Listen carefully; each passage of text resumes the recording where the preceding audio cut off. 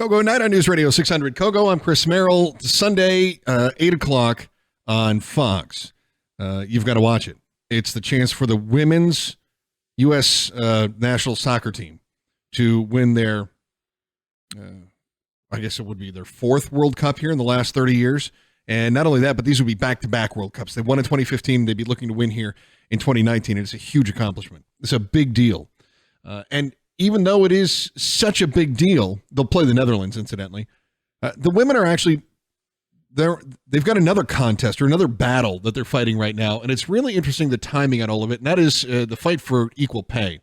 New York Times put this out almost a month ago here, saying it was particularly important then, in the months leading up to this moment, for the American women to keep their focus, minimize distractions, and avoid drama at all costs, which they did, with one enormous exception.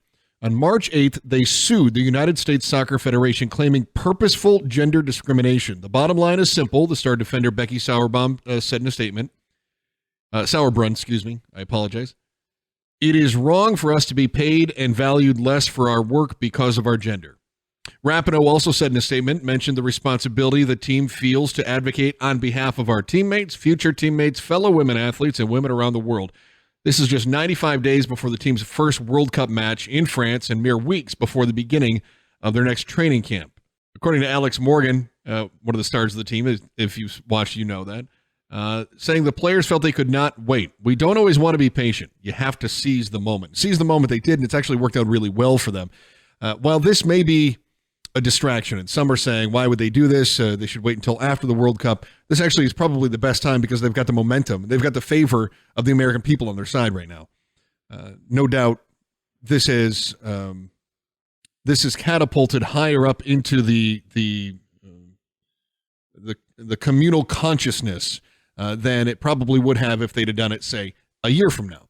Well, joining me right now to talk a little bit about the discrepancy, not only here, but in also other realms, is a frequent guest of the program. We had her on as a behavioral analyst, a legal expert.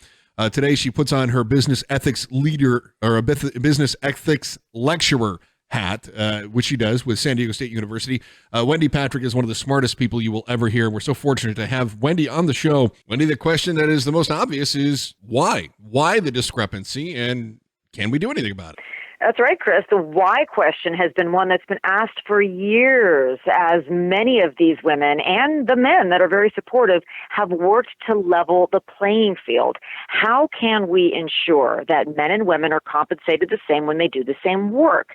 Now, the evolution of this debate as to, well, are they really getting paid less? Is it really the same work? And all of the other issues that are wrapped up in that have been going on for years. The women's team is seeking to break the cycle. And this lawsuit that was filed this year, and it was filed under the Equal Pay Act and Title VII of the Civil Rights Act, it basically alleges that the women's team, the women's players, receive unequal pay compared to their counterparts on the men's team. It's just as simple as that. Does it make a difference that this is women's soccer versus, say, another sport? And women's soccer is doing very well compared to men's soccer, and women's soccer is outselling men's soccer when it comes to jerseys and things like that. But if we were to talk about the WNBA, that's not the case. Right. And you bring up some good points, Chris, because when you look at what the league argues, and we've seen this in many different sports, is they argue, look, there are marketplace forces that dictate different pay. It's not gender-based discrimination.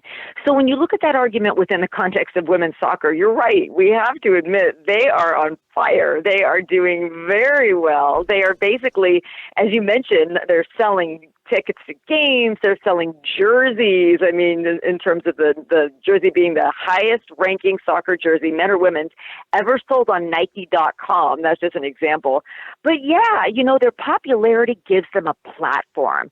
And it's a platform to shine a spotlight on an issue that permeates many different professions and many different industries. And these women are about breaking that cycle and narrowing that pay gap to where it is fair. Equal pay for equal work. Wendy Patrick is with us. Wendy is our business ethics lecturer from San Diego State University. We've also called on her numerous times for her legal opinions on things in the past, too. Wendy, you talked about equal pay for equal work, but how do we define work?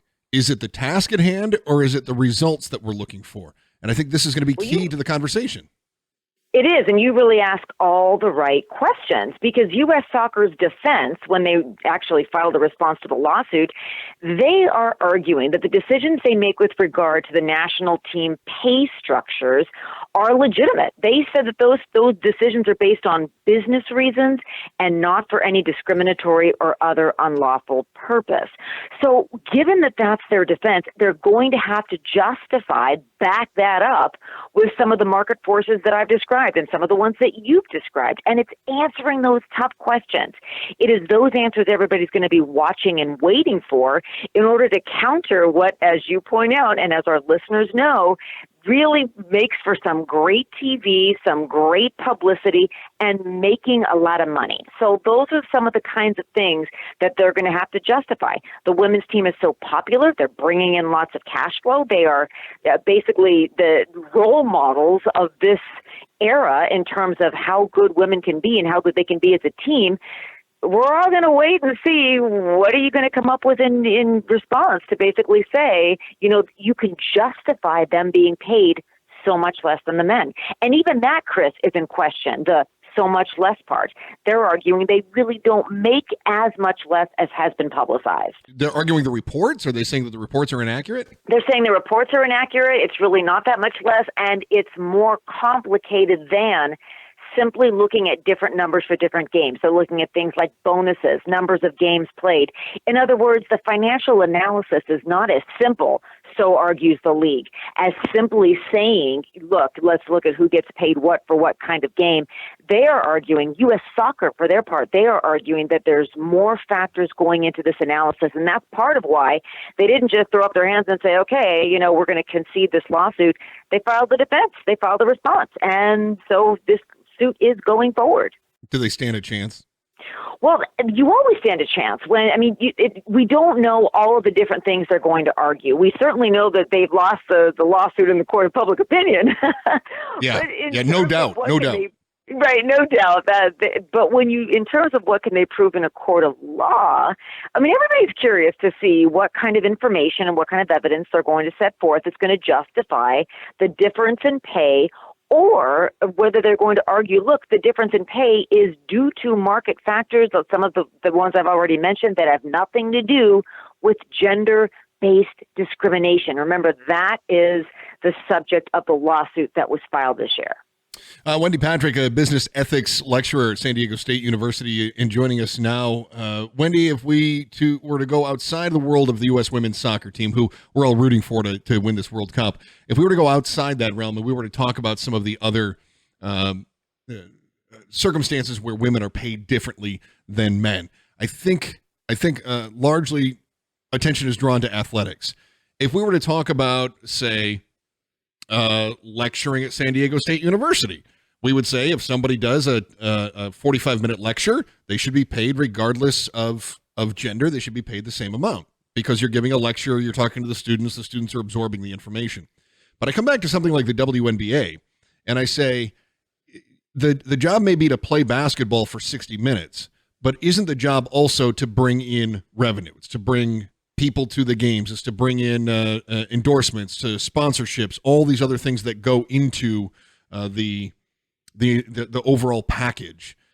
It seems to me that sometimes we like to label things as gender discrimination when they really there are, as you pointed out here, and that's probably what U.S. Soccer is going to do too, there are more factors at play.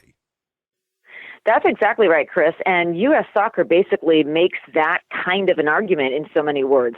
They are arguing that the women and the men receive different pay structures for performing different work under the separate collective bargaining agreements, but they also say that requires different obligations and responsibility. So the long and the short of it, to paraphrase, is they're saying, well, the women aren't entitled to equal pay because it's not equal work. So it's different. It's not the same 45-minute lecture.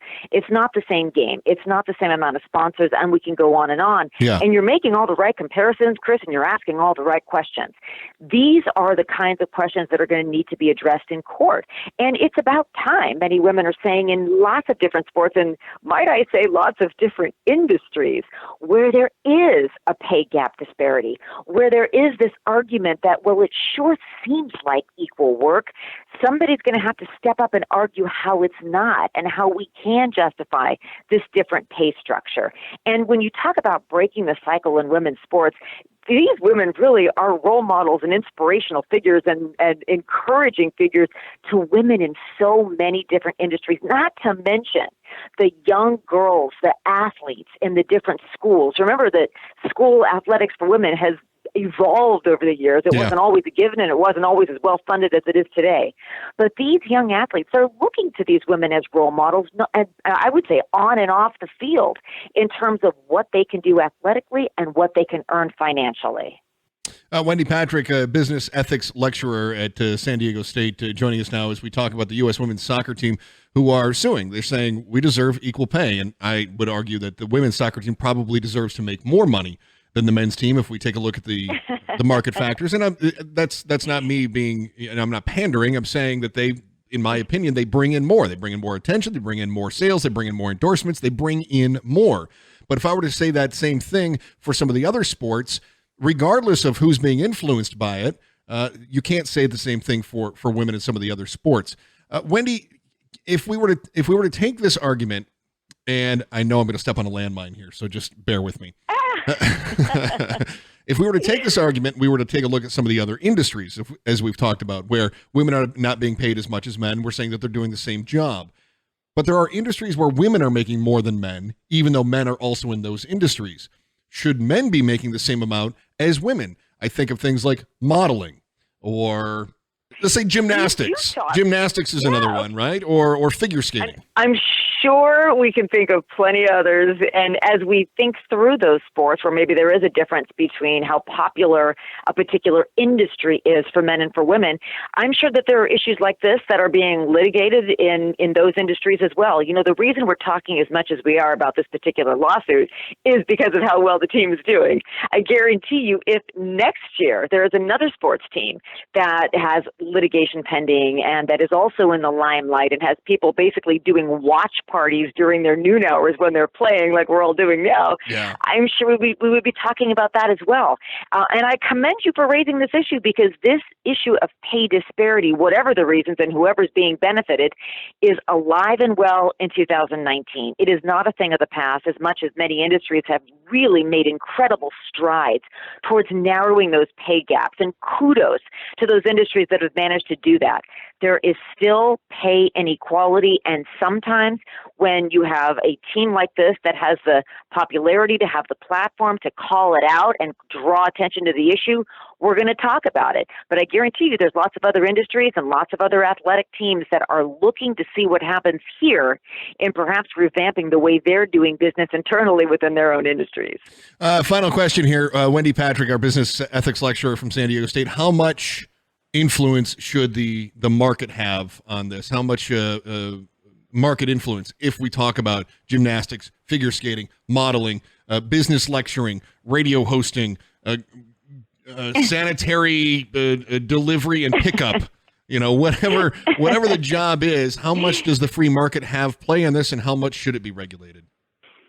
Well, we hate to say it's always a matter of money and numbers and math, but there is an element to all of those things that regulates how much market forces should and do impact salary structures. We can't get around to the fact that is true. But how much depends on the industry, the team, the revenue, the popularity, how many people are watching the different games, how many games are being played. So there's a lot at play, so to speak. And that's actually one of the things that this lawsuit is going to be about, because that's part of the defense that U.S. soccer is raising. So, Chris, I hope you and I get to talk about this again. Let's say in 2 years, once this lawsuit is litigated. No, maybe it won't take that long. But let's at least let these women get their victory first, and then they'll move from the playing field into the courtroom, and maybe then we can learn a little more about the answer to that great question. Because Chris, we're going to be talking about this again. Wendy Patrick, always a pleasure to have you on the program. I love you. Have a great weekend. And likewise. Yeah. Thank you, Chris. USA, USA, USA. Go USA. Right, Wendy. So good to hear from you. It's KOGO at Night News Radio.